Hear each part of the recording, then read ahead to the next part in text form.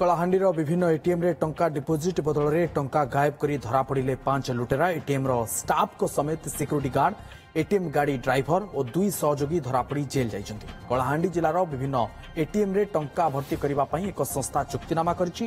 कलाहांडी जिलार विभिन्न SBI ATM रे नगद टंका जमा करने स्टेट बैंक ऑफ इंडिया रु टंका नहीं विभिन्न एटीएम रे जमा करथुले। हेले कर्मचारी ही साजिथिले लुटेरा। शेषे टंका लोभरे पड़ी जेल जावाक पड़ी। सेमाने हेले लक्ष्मीकांत राणा, पक्षीराज गौड़ एवं चंचला राउत।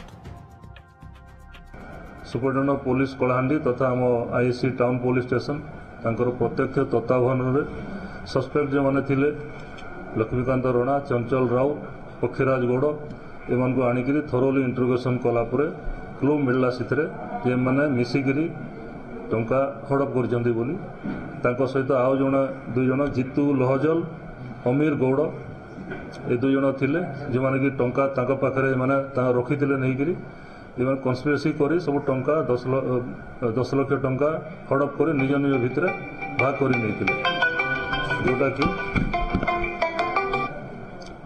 जोटा कि 7,50,000 वर्तमान सुधा जबत कराई। 21 जन पाखर 5 जन को गिरफ्त कर आज कोर्ट चालान कर।